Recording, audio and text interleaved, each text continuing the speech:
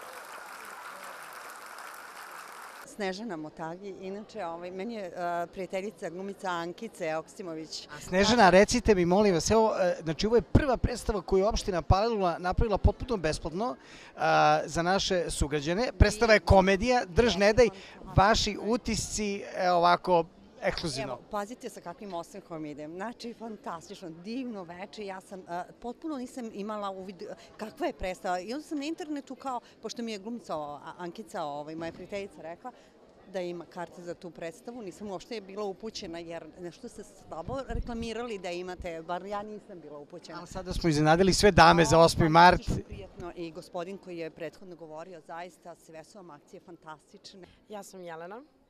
Jelena, kako se tebi dopala, dobroveče, Jelena, kako se tebi dopala komedija Drž ne daj? Meni se baš svidela, baš je bila dobra i za starije i za mlađe je i lepo su odigrali i baš je bilo dobro što je bilo mnogo uloga. A i lepo je što opština organizovala ovako nešto potpuno besplatno za dame za 8. mart. Lepo od njih, da se sete nešto da urade za nas dame. Olivera Jovanović, Silvija Mirković. Recite nam, evo, imamo dve dame sređene, te se cvetove dobili, ili tako, pre nego što ste ušli? Prvo, impresija u vezi predstave i onda impresija o samom događaju koji je besplatno organizovan za 8. mart u čast dama. Predstava je zanimljiva i opuštajuća, što prija damama. I za 8. mart i van 8. marta. Neobično lepo, zanimljivo, zabavno, dinamično, ništa bez Crnogoraca, Vojvođana, to je prepleteno, to je božanstveno, mi smo uživali. Samo što nismo skočili da igramo i pevamo.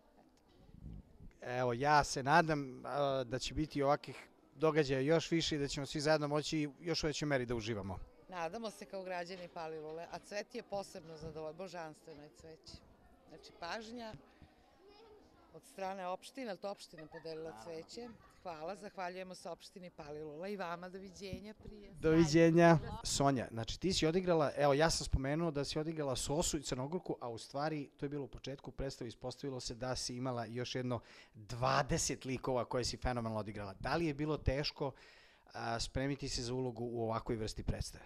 U principu jeste, svakako jeste, ali pošto smo rediteljka i ja pisale tekst, onda nam je bilo malo, meni je bilo lakše u odnosu na druge glumce. Drugim glumcima baš nije bilo jasno o čemu će se tu raditi, kako možemo igrati 20 likova i to. Ja sam bila od starta upućena i s njom gradila to, pa je bilo kudi kamo lakše u odnosu na druge ljude, ali svakako da je bilo, mislim, bilo je zahtevno, ali je baš bilo dobar jedan proces kroz koji smo mi prošli i kao glumci i kao drugari iz klase i ne klase. Imamo tu jednog Beograđanina.